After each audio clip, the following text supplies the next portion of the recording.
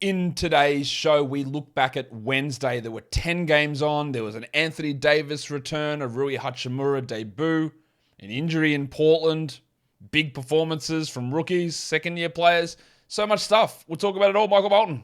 Thanks, Josh. It's Michael Bolton here, and it's time for another episode of the Locked On Fantasy Basketball Podcast. Let's get to it. Let's get to it, indeed.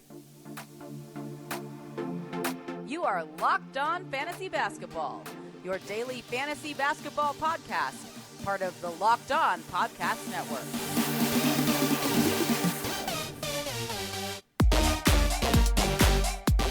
Hello and welcome to the Locked On Fantasy Basketball Podcast, brought to you by Basketball Monster. My name is Josh Lloyd and I am the lead fantasy analyst at basketballmonster.com.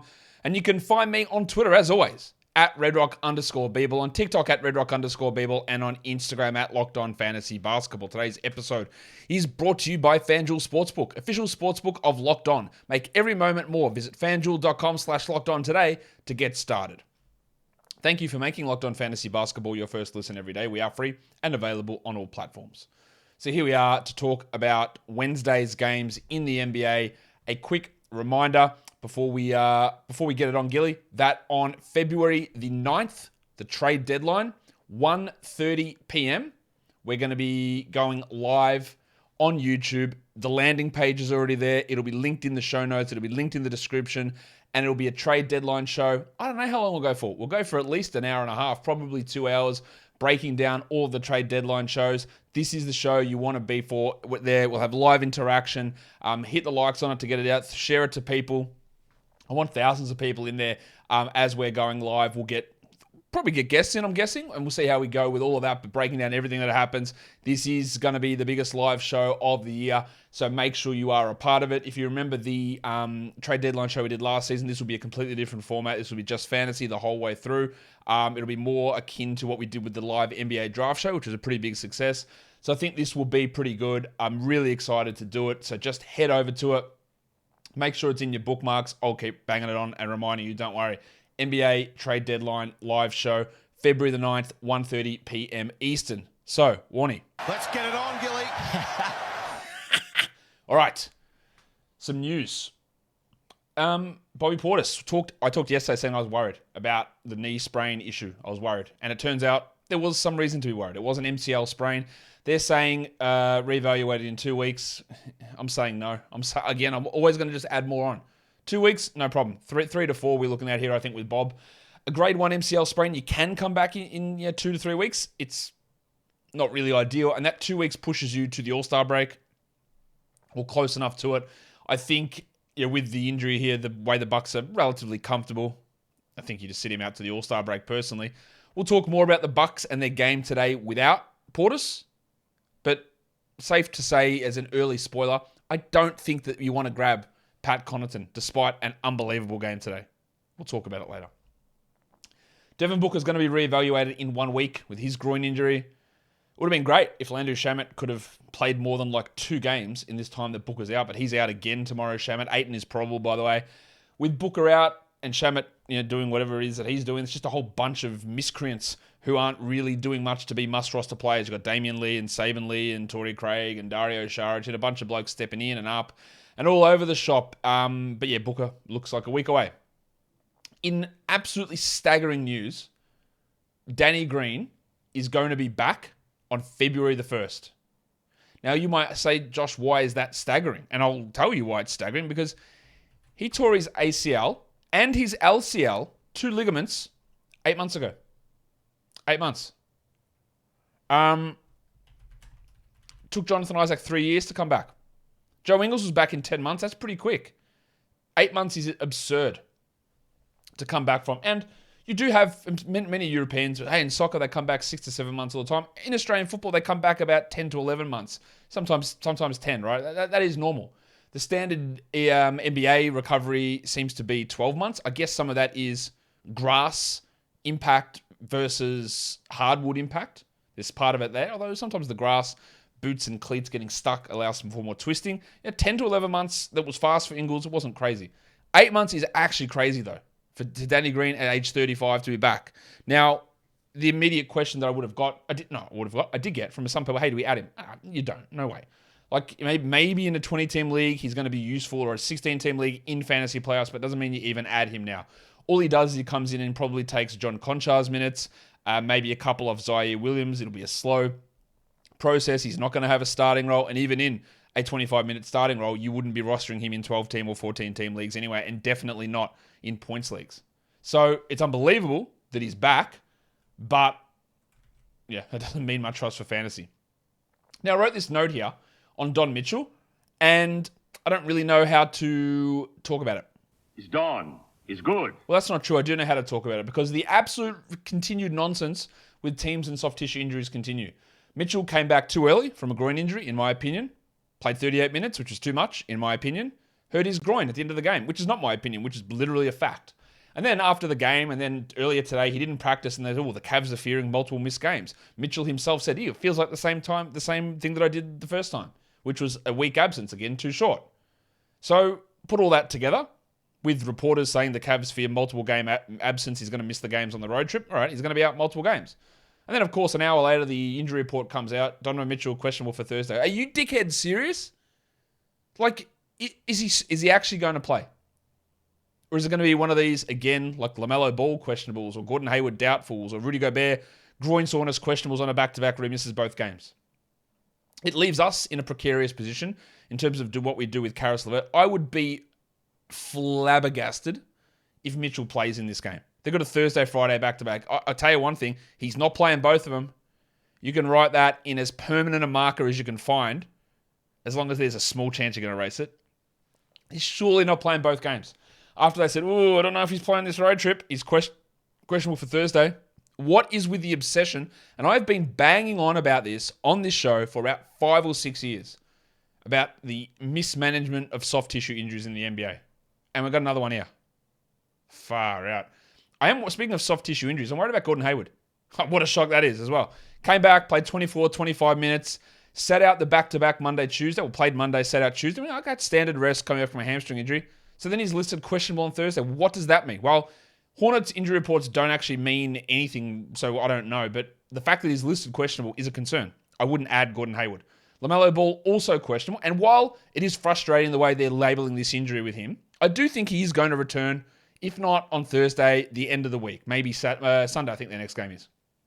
Maybe he's able to return Sunday, which obviously would kill the value of Dennis Smith. But they continue to be extraordinarily frustrating with their injury reporting, as we know. And as I already mentioned, DeAndre Ayton is listed probable. So that probably does eliminate the Bismack Biyombo value, but also probably the Dario Saric production as well, I think.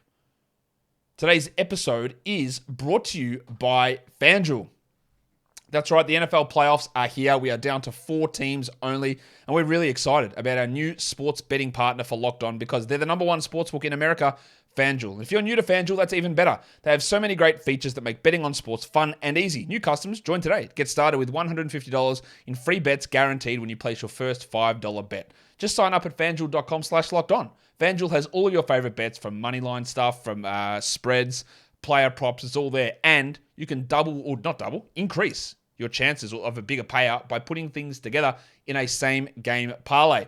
If we go and have a look, what screen do I have up here? We've got the NBA for tomorrow. We've got the Knicks as 8-point underdogs against the Celtics.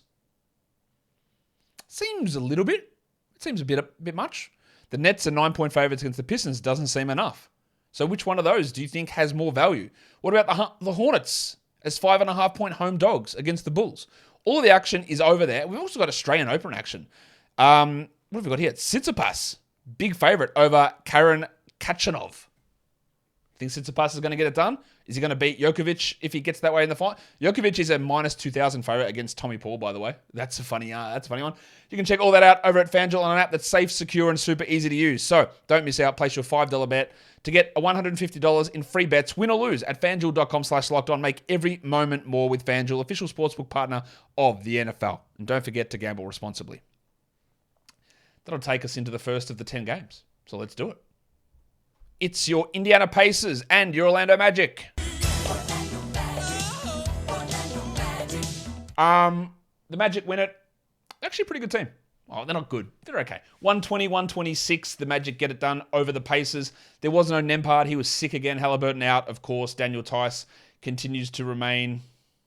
I don't know. Is he ever going to play a game this season? Is this a real injury? What is actually going on? Not that I care, because they've got 30 centers, but what's actually going on with his knee? Just a quick aside. I'll never mention it again.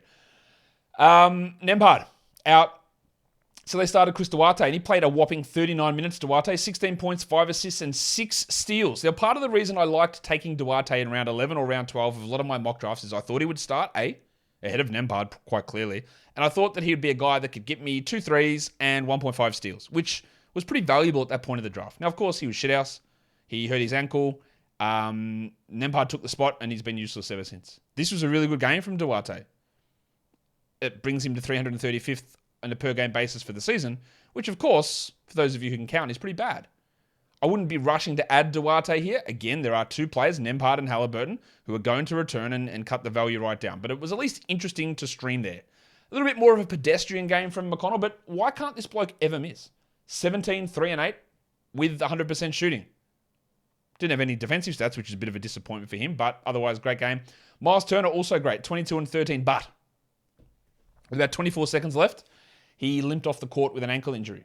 I don't know what that means. I don't know. I haven't actually had any updates from the Pacers on it at all, but it's something to watch. And what you do watch is then Isaiah Jackson, because Jacko played 13 minutes. He only had 3 blocks. That's 6 blocks over the last 2 games. And I think he's played fewer than 20 minutes combined.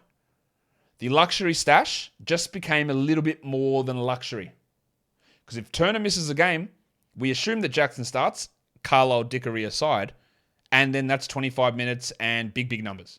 So if there was ever a time for you to go and grab Isaiah Jackson, 2 weeks removed from the trade deadline, with luxury stash, but also short-term, maybe big value, now's the time to do it.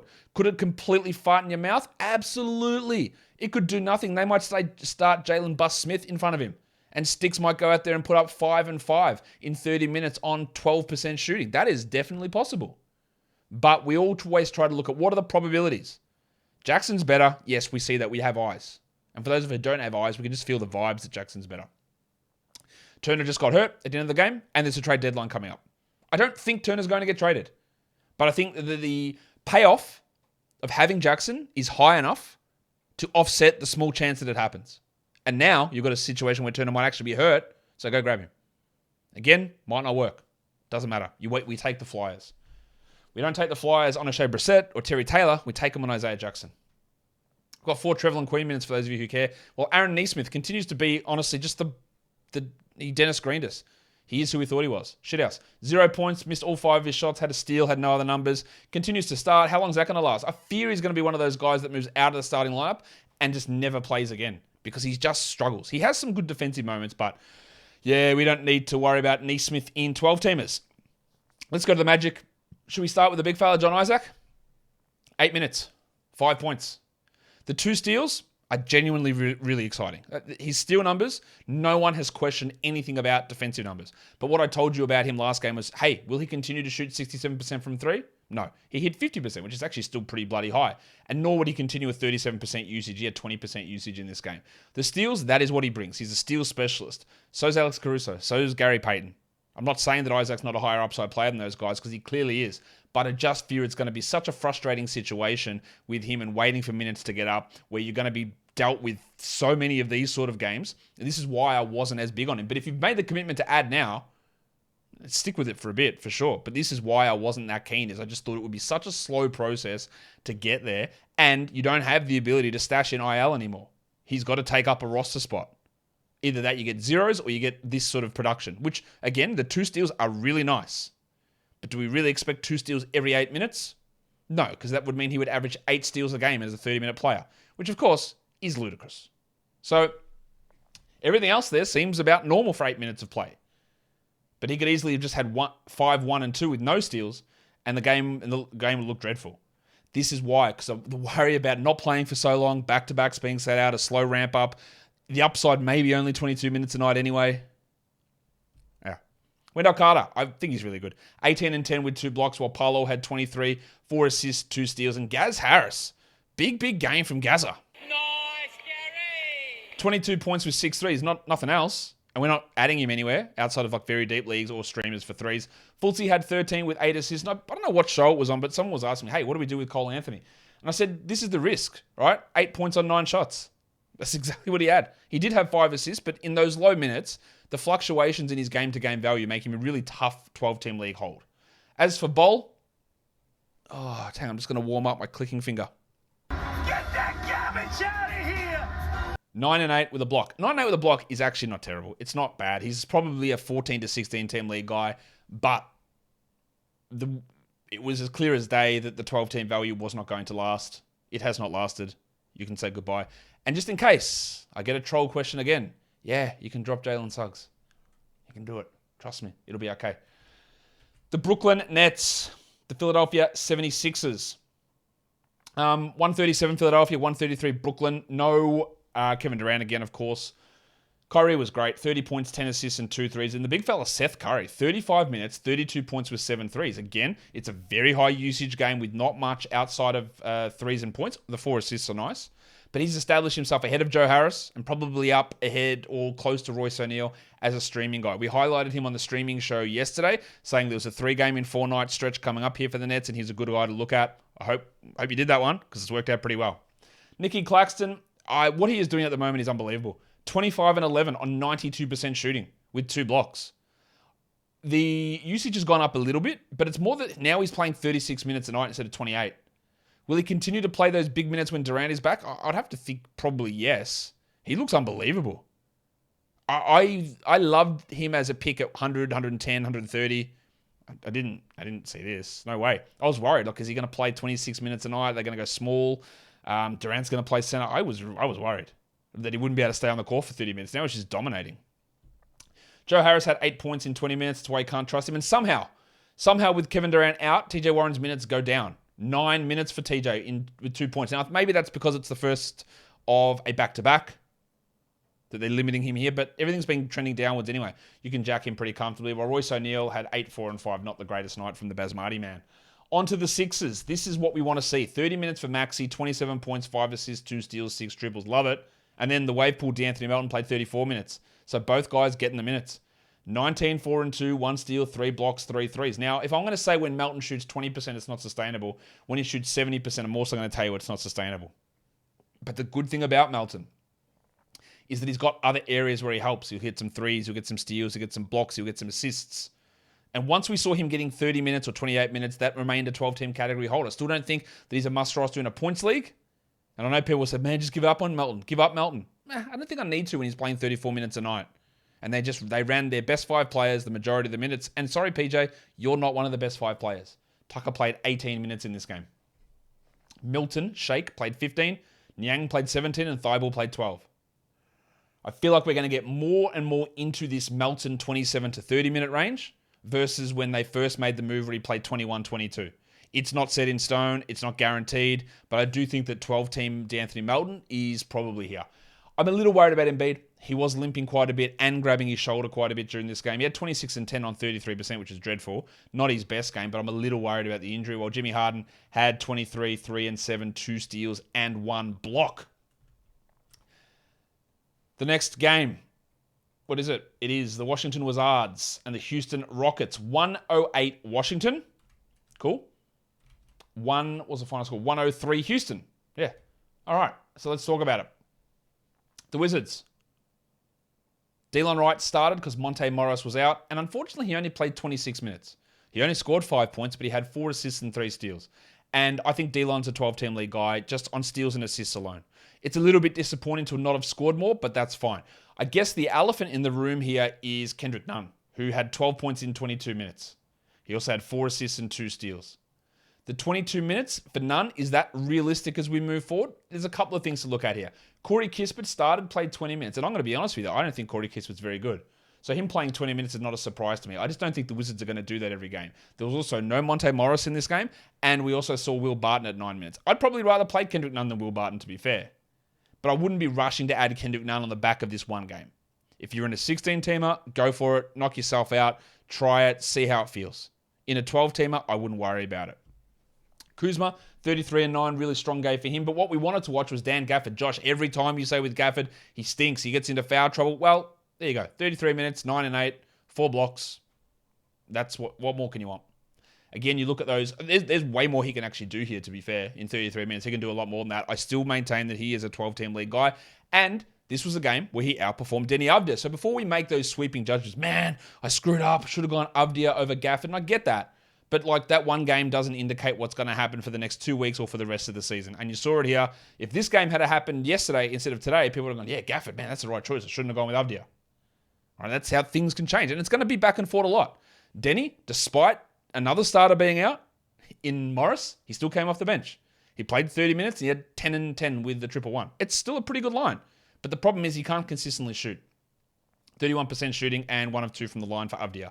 He's totally fine for a 12-team league guy. I see him losing that a little bit of that value when Kristaps comes back, whereas Dan can probably hold a little bit more value. I think Denny needs 30 to be a 12-team league player. I think Dan needs 25. And I think that they could both settle in around 30 and 25, but the likelihood of Avdia keeping 30 and moving to 27, which one? I think it's more likely he moves to 27 versus Gafford moved from 25 to 19. I think that's probably more likely. I think it's a real buy low on Brad Beal. I don't think he's shithouse, but he's not far off at the moment. 17, 3 and 4 with a 0-0. Bad from the field, bad from the line. He's 142nd since he's returned. He's going to be better than this, but maybe there's a reason he was going in the 40s in drafts. Well, I had him in the 40s, so there was a reason. He's just really struggling at the moment. I think he can be better than this. As I said, Corey Kispert, not very good. On to the Rockets. Oh, yeah, I'm ready. It's a delicate dance in just 17 steps. Imagine thinking this guy wasn't good. Imagine thinking Bruno Fernando was the option. Sengun played 37 minutes, 21, 11, and 10, 3 steals, 2 blocks, 63% shooting. I know I've made some claims about him saying, hey, I think there is Jokic light upside. If he played 30, I think in the preseason I said if he plays 35 minutes a night, he would be a top 40 player. Well, I was wrong. He's actually a top 20 player at the moment. I worry a little bit that these assist numbers are going to be limited when Kevin Porter returns, but I don't think they're going to be the 3.3 that they were before Porter went out. I think we're going to sit at like 5, 5.2, something like that, instead of like the 7 that's currently there. They figured out that, oh yeah, man, look, I know every other person with eyes could have seen that he should have had the ball more. We could have figured it out, but it took a while for Houston to do it, and they figured it out, and he's playing really well. What's his overall long-term upside? What's his overall upside this season? Top 10, I don't think so. I think top 30 is probably reasonable for Sengun rest of season. What's his upside overall? I don't think he can ever be a top 10 fantasy player. I'm not going to rule it out, though. I don't think he gets it. Consistently, at least. He'll have little stretches, maybe. I'm not going to rule it out, though. I think he's actually just really good.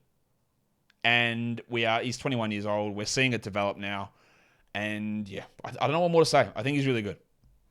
I think we've got to hold KJ Martin, to be honest. I was a little bit skeptical when Porter comes back. We might have to drop KJ. I don't know about that. 34 minutes, 16 and 13, block. There's a lot of clamoring from Rockets people like, dude, just finish this Eric Gordon bullshit. Like, KJ just needs to continue to start. I don't know how you possibly bench him after this run of form, and I actually tend to agree with that. I don't know that they will, but it's worth holding. Like, it's worth holding KJ to see what happens. Jalen Green, of course, he stunk with his shooting, 19 points on 19 shots, but for the first time in what feels like forever, he added something to it. 7 assists. That's encouraging. Tari preseason, no one's shocked here. Jabari Smith's back, so preseason plays 19 minutes. 5 points. He still had 2 blocks, but this is why we comfortably jack him now. As for Jabari, probably have to jack him, to be honest. Like, the only reason we'd be holding him is we know that his role is secure, and we know he was a high draft pick. Number 3 pick. We know that. But holy shit. 6 points, 20% shooting, no threes, a block, 7 rebounds. You're better off streaming that spot, I think. And a lot of you would have already done that a while ago. I have some stubbornness with a guy like that. I just thought he could be much better than this. I thought that, he wasn't the right pick at number 1 or 2, so I feel justified in that. But holy shit, he looks bad. Like, nothing happening. He's so dependent on others, and the ecosystem on this team is just dreadful for him to actually do anything. I'm not worried about him not being a good player long term. I'm a little worried. I'm not super worried. But for this season, see you later. Game 4. Nuggets. Bucks, 107 Milwaukee, 99 Denver. We don't really need to talk about Denver, apart from me to tell you that there was no Jokic, no Murray, no Porter, no Caldwell Pope. So we had 4 starters out. I mean, Aaron Gordon stepped up, 26 and 14 with 2 blocks. I mean, Bruce Brown did his thing, 12, 8 and 4, 3 steals and a block. That is the most Bruce Brown of Bruce Browns of all time. Baby shark, If only he had a shot better. I think what this does show is that you cannot trust Bones Highland. He played just 25 minutes and had 15, 2 and 1 with everyone out. He's not going to be a 20-minute-a-night player. You can comfortably get rid of him in 12-team leagues. And my skepticism on him preseason feels a little bit justified at the moment as well. Najee didn't do much, 6 and 5, while Christian Brown actually started over Bones Highland. Brownie had 8 points with 2 threes. These guys are not going to be rotation players, a lot of these guys, every night. So, yeah, really hard to read anything into this. For the Bucks, as I said, Pat Connaughton went crazy. 38 minutes, 19 and 12 with 5 threes and 2 steals. He only had a usage of 10%. Keep that in your head, 10%. And he got here by hitting 88% of his shots. Being that red hot affords you extra minutes, and then all those numbers come. So while this is undoubtedly a 12-team league line, the problem we're going to have here is going, Portis was out, look what Connaughton did. And I don't think those two things are related. Portis being out doesn't make Connaughton an 88% shooter. Does it give him 38 minutes? It might push him to 38 minutes, but I also know that Middleton's not going to play 15 minutes a night, which is what he played here. So while Connaughton can be a streamer, we have seen Connaughton in situations where players have been out. Giannis and Middleton out for long periods of time, and he was just blur. The absence of Portis doesn't make him this excellent player. So I wouldn't rush to add him. As for the big man, Giannis Antetokounmpo. 33 and 14, 4 assists and 3 steals. Just brutal from the line. 15 of 22. You might not think that's brutal. It is. 68% on 22 attempts means you can't win the week. It's basically done. He kills you with that volume. Well, Drew Holiday had 20. As for Middleton, it's slow. It still might be a buy low. 10 points, 15 minutes, 2 threes, but at least he's out there. And Brook Lopez, after that red hot start, he has cooled off a lot. He still had 4 blocks, but 5 points on 18% doesn't get it done. And Grayson Allen continues to be nothing. 7 points with 2 threes for Grace. We also got good Joe Ingles minutes, who I do think will be able to benefit from Portis' injury. 5 points in 27 minutes. We're more looking in 16 teams, maybe 14 for Joe, rather than 12, although he can be a 12-team streamer. And Javon Carter, is there any player with more difference between their best and worst? Last game, what did he have? 18 points with 3 steals and 6 triples or some shit. Today, he had 1 rebound. That is it. Nothing else. 1 rebound. That's why you can't trust him, because he'll have a big game. And if you go to add him, that almost guarantees you're going to get nothing out of him in that game, because the big game has been exhausted. He is just one of the most wildly inconsistent players in the NBA. In fact, I know I've given this to a few players before. Who was the one I gave it to recently? PJ Washington. But you know what? You get a honorary one, Javon. Sometimes it may be good, sometimes it may be shit. The Atlanta Hawks, 137, beat the Thunder, 132. The end of this game was insane. It was just crazy stuff. The Hawks felt like they were trying to lose. Jalen, the Bronco Williams, was doing just crazy stuff. Broncos country, let's ride. Yeah, he was killing them. It was an unbelievable end to the game. The Hawks still win it, but man, it was crazy. Trey was pretty strong in this one, 33, 3 and 11. While DeJounte Murray, again, it looks good, 21 points, but he went 1 of 8 from 3. That's pretty rough. And 2 rebounds, 3 assists. He had started to put it together with a few better performances, but my thing with him was, if the defensive stats and the rebounds and assists aren't at the volume, then I'm not ready to trust overall shooting numbers for him. Rightfully so, I would think. So 21's good, the rest is bad. Capella played 28 minutes. Dental plan. Lisa needs braces. And the thing about this is the 28 minutes is what we expect, but it's not because he can't play more, because he played 36 minutes literally last game. It's because they want to give a somewhat split between him and Okongwu. That is interesting. 18 and 10 with 100% shooting is a really good game from Clint. The free throws, don't worry. You already know you're punting them with him. As for Okongwu, 8 and 5, a steal and 2 blocks in 20 minutes. Is that enough? It's borderline. If you're in a stronger position, you can hold him because there's obviously upside. If Capella's calf/Achilles goes for the 5th time in 3 years, he's got form with that leg just buckling. That can happen. If you're in a battle situation, I'm not sure 20 is going to be enough. Hunter was out, so Bogdanovic finally had a good shooting night, 20 points on 64% shooting with 4 assists, a steal, and a block. We knew that there was going to be a turnaround at some point in his shooting, and it came here. While we had the Baptists have 19 and 10, Johnny Collins, and AJ Griffin got extra playing time because Bogdanovic was out. Let's talk about the Thunder. Let's talk about the Bronco.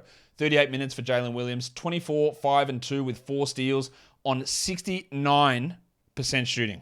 Giggity. He was a real handful for the Thunder in this game and showed his, I don't know if it's star upside, but really bloody good starter upside. And I'm ready to call it a victory. He's already better than Lou Dort. Done. Victory called. Not that I'm battling against anyone, because I don't think anyone actually argued. Actually, people did. People always argue against things, and I'll argue against things as well. He's already better than Lou Dort. He is a must-roster player, the Bronco, and I'm just more intrigued to see, holy shit, look at the usage. 16 field goal attempts. That is unbelievable. And he still needs to be a better three-point shooter. Speaking of brilliant, Shai, 36, 5, and 7, 2 steals and 2 blocks. I remember at the end of last season, we were talking about playoffs, and I banged on and on and on. For those of you who are here in the preseason and the offseason, how I kept talking about pushing back on Oklahoma fake shutdown narratives and saying, hey, if you played your fantasy playoffs in the dates that I recommended, the third best player overall was Shai Gilgeous-Alexander. And when I actually found out that stat, I was stunned. I was like, what? Shai was third. That seems crazy. How is that possible? But he was. And I used that stat ad nauseum through the preseason when people were panicking about tanking and telling me how the Thunder don't play anybody after Christmas, all this. And I said, hey, Shai did this. But then I made the mistake of saying, yeah, I don't think Shai is the third best player, but he was in that period. Well, maybe he was the third best player. What's going on? He's the fifth best player this season on a per game basis. He's eighth in points leagues. So I guess he's technically not third. He's just unbelievably good. And I should have seen that some of a sign of that. But again, it would have been absolutely irresponsible for me to come in and go, all right, guys, here's your top 10. Shai's at 5. Imagine the stupidity that would have looked. You couldn't have done it. He's been unbelievable there. The center foolishness continues. How do you predict it? One thing you can predict is I can predict that they won't have the same starting center 2 games in a row. Kenrich Williams started here, had 9, 7, and 7. No chance he starts next game. If he does, oh my God, I'm getting everything out. I'm getting it all out. It's going to be a big nude party over here. That's how excited I'm going to be. Kenrich is a 14-team to 16-team league player who has 12-team streamers. While Lou Dort, yeah, at least he had 4 assists and 2 steals. That's good. But only 28 minutes, 12 points. And Giddey also suffered a little bit of a benching down the stretch. He came back in, Dort didn't. 16, 8, and 6 for Giddey with 2 steals. They both had some struggles in this one, but Giddey obviously the better player than Dort. Dort is a points league guy and not a category league player. If you want to know more information about Isaiah Joe, even in a shit night, he still has 3 threes. 14 minutes, he does nothing else, but he has 3 threes. Literally the best source of threes that's available in basically every league that you can find. You cannot find a more reliable source of 3-point streaming, I don't think, than the big fella Isaiah Joe. The Wolves, they beat the Pelicans. The Pelicans are in some real trouble at the moment. They're struggling a lot. Things aren't going well at all. Good for the Wolves to get a win, 111-102. Goose dropped it again. 37 points for Anthony Edwards.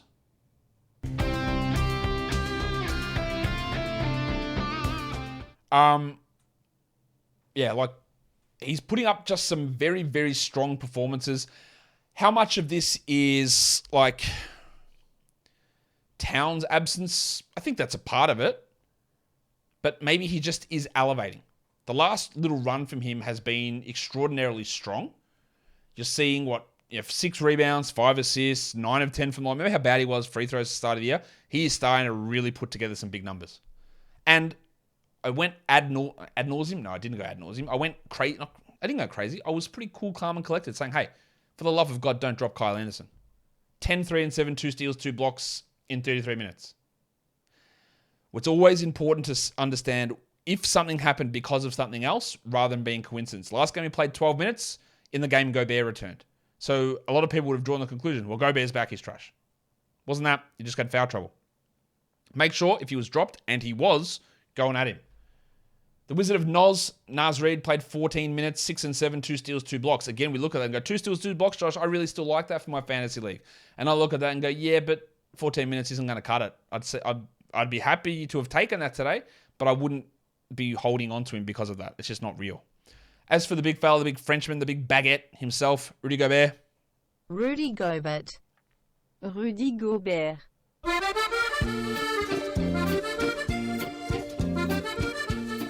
Played through the groin soreness, 35 minutes, 17 and 12, a steal and a block. Starting to get back to where he needs to be. Not quite there with the blocks, but everything else is starting to come along. D'Lo had 19 points with 5 assists, D'Angelo Russell, 2 steals.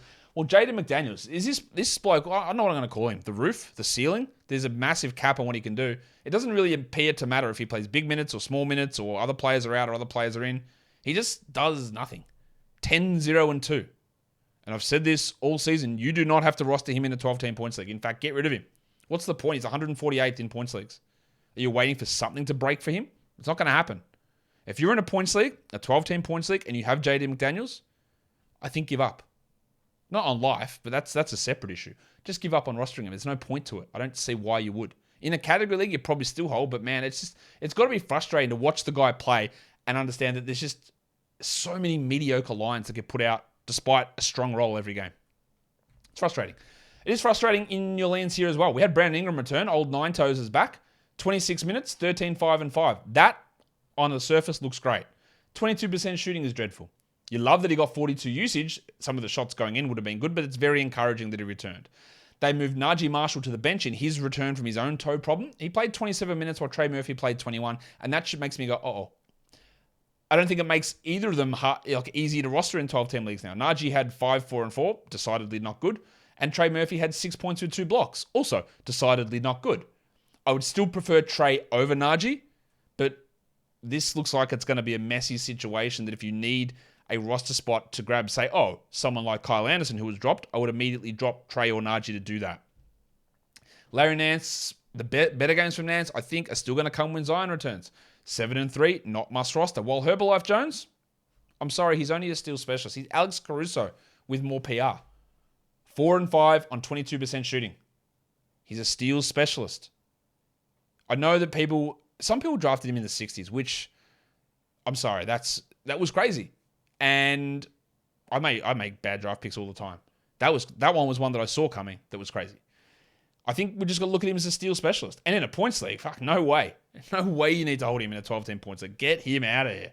Strong game from Devontae Graham. I honestly don't care at all about it moving forward. While McCollum had 25, 5, and 8 with 2 blocks, really strong there for him. While the big fella in the middle, 29 minutes for Jonas Valanciunas.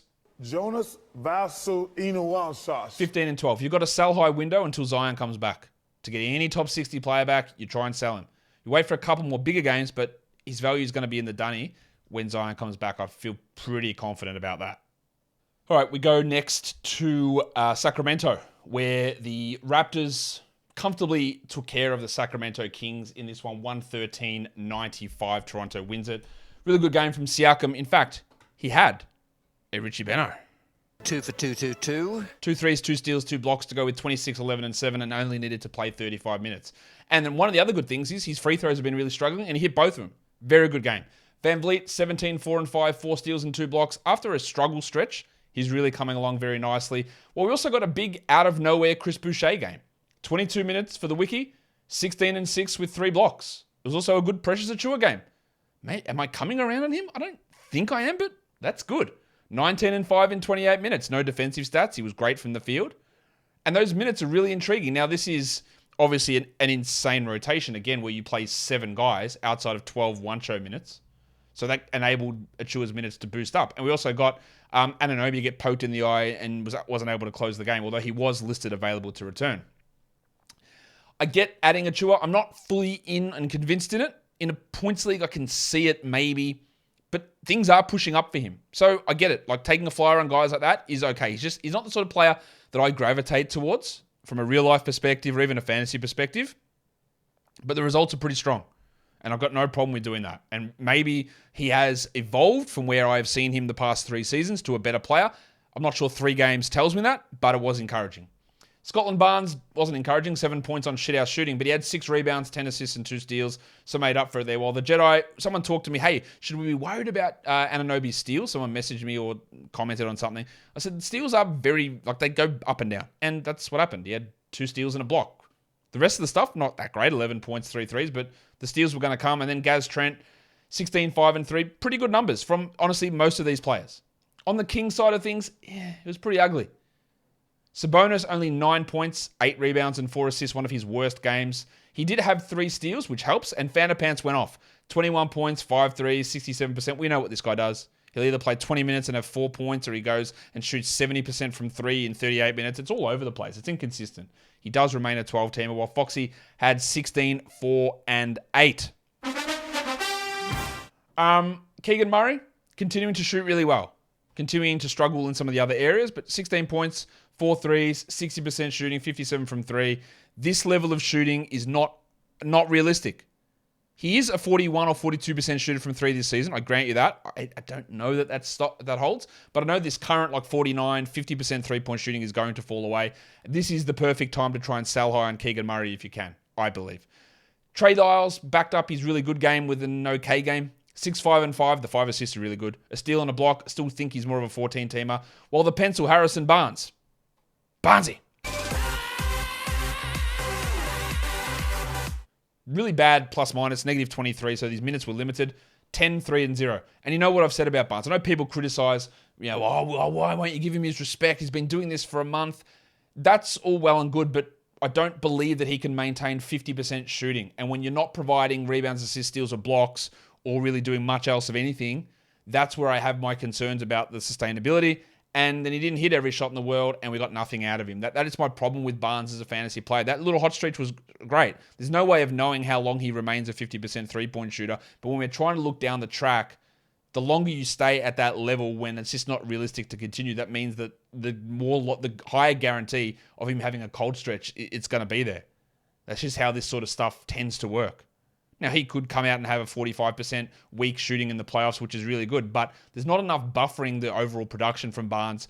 Now, I've said all along with him, a fantasy playoffs guy, really, really good, because you know that you're going to get a consistent role, consistent minutes with some upside push on shooting occasionally.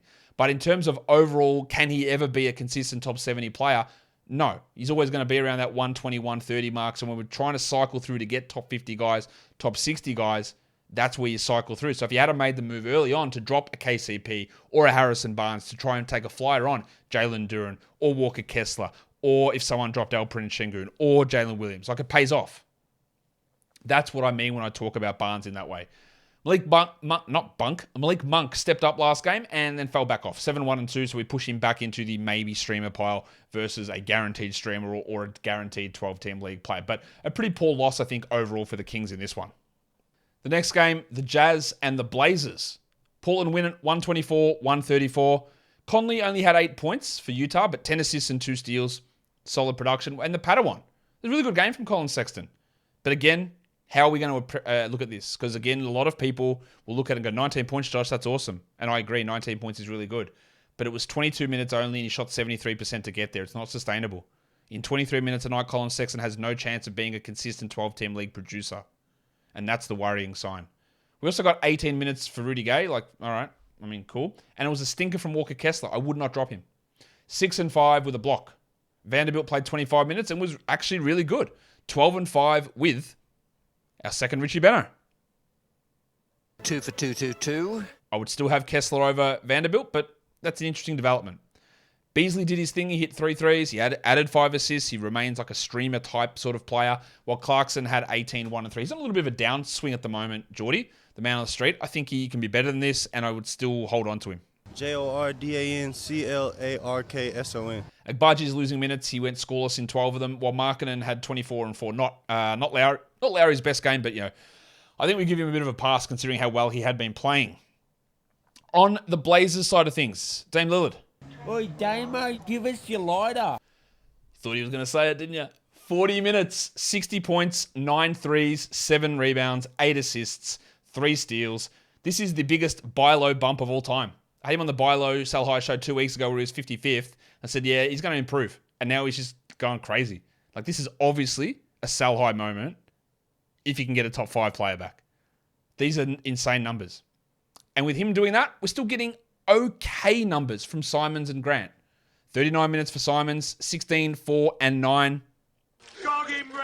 33% shooting is not great, but I love the 9 assists. While Jeremy Grant shot well, 19, 5, and 2 with a steal and a block. Grant had struggled before this, 197th over the last week. Simons was a little bit better, but it's good to see those numbers. Now, the thing I don't like is that the big fella Yusuf Nurkic had to leave with calf soreness, 10, 4, and 4. I don't think I would rush to grab Drew Eubanks, but I wouldn't be against it. 8 and 10, 2 steals, 2 blocks. Eubanks has done this all season. He's been a great deep league guy. We've preached him as a 16-team league guy for months. And if Nurkic does miss, we grab Eubanks. His blocks and field goal percentage are elite. So if you wanted to do it, do it. But then the other one I think is more worrisome is Josh the Hitman Hart, who left after 9 minutes with a hamstring injury. We know what that means. Did we get rushed back too soon? But what it does mean is that Nasir Little's going to get a chance. Little played 32 minutes in this game. Not that he did much, 8 points with 2 threes, but he's going to get a chance at more minutes. That does not make Nasir Little a must-roster 12-team league player. He's a guy that doesn't have the most fantasy-friendly overall profile. He's going to have to share the shots with Simons, Lillard, Grant, and never get any of them. But as a reboundy, steely, blocky sort of a player, much like a Josh Hart, he's probably an interesting 14-team league grab. I'd be pretty surprised if Hart plays next game. And I think a week or so might be in the offing. And nearly every Blazers reporter seems to think that Little was going to take over from Hart anyway. And they think that this Hart absence means that Little will take over and Hart won't get the spot back. So while we don't have any confirmation on Hart missing time, we don't have any confirmation on Hart losing a starting spot to Little, that is the vibe that I'm getting and that I'm hearing. So if you wanted to drop Hart, not necessarily to add Little, but if you wanted to drop Hart for somebody else, I think you couldn't find a better time to do it. Shaedon Sharpe had 5 points in 18 minutes. We wouldn't be adding him. While Gary Payton's not really doing anything worthy of 12 or 14 team leagues at this point. He's more of a 16 to 18 team league guy. But some very interesting developments. The Eubanks stream. Eubanks would be a better option. If Nurkic is out, Eubanks is significantly better than Little. Significantly. He will be a top 100 player if he's a starter for a prolonged period of time. But Nurk has had this calf issue for a while. And it seems to always flare up. It happened in the last quarter. They were up pretty big, but when the time it happened, so I'm not all that worried. Hart's happened really early. That's more of a worrying sign. No problem grabbing Eubanks. Little is more of a 14-team league guy, but the Eubanks one may not pay off, is sort of how I'm feeling with that. All right, let's go to the Spurs and the Lakers. I'll cover this one because it finished before the Grizzlies-Warriors game, even though it started later, which is weird, but that's what happened. The Lakers get the comfortable victory on the back-to-back against the Spurs team that is really the only team that's blatantly tanking in the NBA. Because that's how do you excuse Jakob Poeltl playing 23 minutes? Was he playing particularly well? Not sure that he was, but these minutes continue to go down. And while we might have said that Poeltl could have been a sell high, worried about a trade, with the way things are going, people are contemplating dropping him. Man, if he gets traded, he'll be a zero. I might as well get anything I can for him. And I say that's a chance to buy low. Why? Because he could go to a situation where he plays 27 minutes every single night. He could go to a place where he plays 30 minutes a night, like Toronto. And if you only have to give up very low prices to get him, and if it doesn't work out, oh well, I think it's worth doing. The Zach Collins luxury stash gained steam, 16-7 with 2 steals. And Keita Bates-Diop started in place of old mate Romeo Langford, who's out for a while apparently. 11-7, 2 steals and a block. Now, back in his days at Ohio State, Bates-Diop was a very good steals player. And he had 2 steals and a block here. He's at least someone to keep an eye on for like deeper leagues if he is going to start, which I think he will. Keldon Johnson, 25-5. That's a Keldon line. Whose horse is that? No steals, no blocks, but he was good with his free throws at least. And Jeremy Sohan, 14-7, 3 assists. He is looking like a 12-team league player. Trey Jones, nothing exciting there. 6-3-6 with 4 steals, but the 6 assists and 4 steals are good. While Josh Richardson is back into that stream zone, not a 12-team league player. 7-7, 25%, just all over the place. No consistency to remain a 12-team league guy. But with the Lakers, Anthony Davis is back. 26 minutes. Allegedly, his limit was going to be 24, but he played 26. 21-12, 1 steal, 4 blocks. He sprained his ankle at the end of the third quarter on a 3-quarter court heave, landed on Zach Collins' foot. He was okay. That's it. It's just great that he's back. What we can do now, though, is we can jack off Tom Bryant. Get that garbage out of here! 8-5 with a steal and a block. He took 3 shots. He's just not going to play enough with Davis back. Now, the only reason you would hold him is go, I'm worried Davis is going to get injured. You can say that about a lot of different players. I'm not all that keen on doing it for Bryant, but I get it. Dennis Schroeder, 38 minutes is a lot. 9-8-5 is okay. 4 steals and 2 blocks is elite. I don't think this level of production from Schroeder is something we can rely upon. I think he's fine to have. He's fine to drop. While LeBron had 29 and 11, subpar percentages, but yeah, it's just good to get those numbers. I think Russ is really going to struggle here. 28 minutes, 14, 2 and 4. Didn't take a free throw, which is actually good. But with Davis back, the reliance on him to generate shots is not going to be there. And what about the guy that they traded for, Rui Hachimura? Well, this is Rui Hachimura. This is his line. He had 17 usage. I think he'll probably be around 20 usage usually. He played 22 minutes. He had 12-6 with 1 assist, 1 steal, 1 3. It could have been better. He could have shot better from the line. He was 3 of 6, but he's not an elite 3-point shooter. He's not an elite free throw shooter, and he was 1 of 3 from 3, which is just who he is.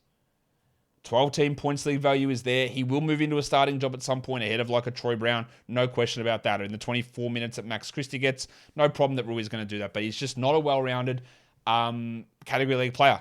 he's taller DeAndre Hunter.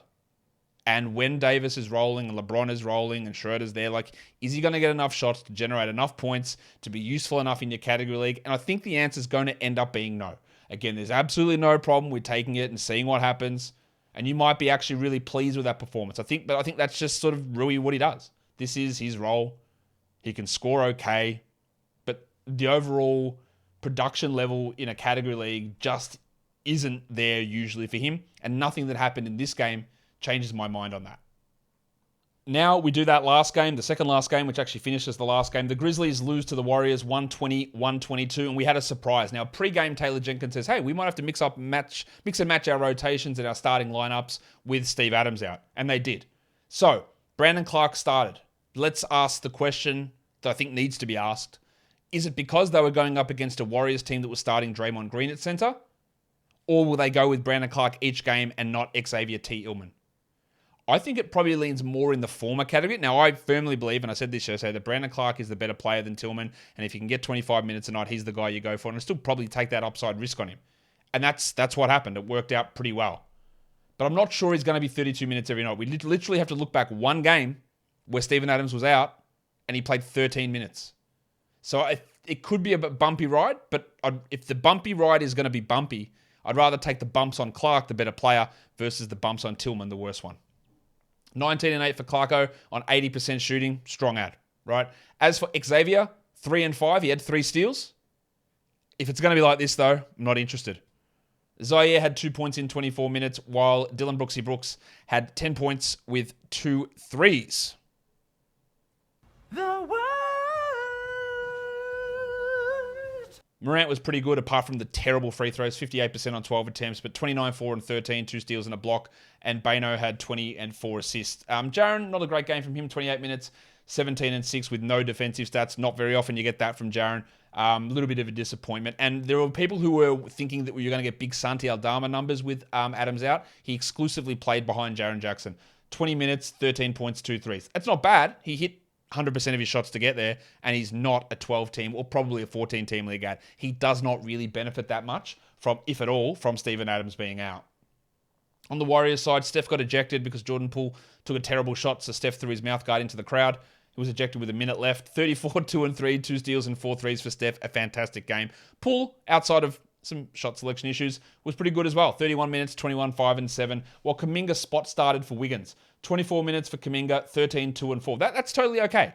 I wouldn't rush to grab him in any even 14-team leagues. Looney had 8 rebounds. He's a great rebound streamer. Well, we got big minutes of DiVincenzo. Now, some of that is the small lineup. Some of that is Wiggins being out. 8 points in 34 minutes for Dante. He's fine to have as a back-end 12-team league guy, but you're probably going to get more use out of streaming that spot. We had JaMychal Green back into the rotation. He did nothing, while Clay had 24, 3 and 3. Inefficient, 39% and 1 of 2 from the line, but the volume of that scoring is pretty good from Klay Thompson. Let's go to the lines of the night to wrap this bastard up. The monstrous, of course, goes to the man in Portland, Damian Lillard. Oi, Damo, give us your lighter. The waiver wire line of the night is Patrick Connaughton. The young gun is Alperen Sengun, and the other night is Herbalife Jones. Your top 10 players in category leagues. Number 1 is Lillard, followed by Sengun, followed by Shai Gilgeous-Alexander. Kyrie's at 4, Siakam's at 5, Connaughton's at 6, Maxi's at 7, Trae Young at 8, Jim Harden at 9, and Tone Davis at number 10. Your top 10 players rostered in under 50% of leagues. Pat Connaughton, I don't really buy into that. Seth Curry, I do. He's worth a stream with a good schedule, back-to-back tomorrow. Chris Boucher, no. Gary Harris, no. They're like 16-teamers. Chris Duarte, maybe if Nembhard remains out, but that was really floated by 6 steals today, and I don't really think we value him at that level. Zach Collins, yes. Drew Eubanks, maybe a 12-team ad, wouldn't mind it. John Kuminga, 14 to 16s. Same with Bates Diop, who could have an extended run as a starter here. And then Kendrick Nunn. I'd like to see it when Morris is back. I don't really buy into it. Top 10 points league players. Number 1, Damian Lillard, followed by Sengun, Siakam, Gilgeous-Alexander, Giannis Antetokounmpo, Ja Morant, Aaron Gordon, CJ McCollum, Kyle Kuzma, and Kyrie Irving. And guys, that'll do it for me today. Don't forget to follow this podcast on Apple Podcasts, Google Podcasts, Stitcher, Spotify, and on the Odyssey app. And if you're here on YouTube, hey, thumb it up. Get those subs up to 60K. Leave your comments down below, guys. We are done here. Thank you so much for listening, everyone. See ya.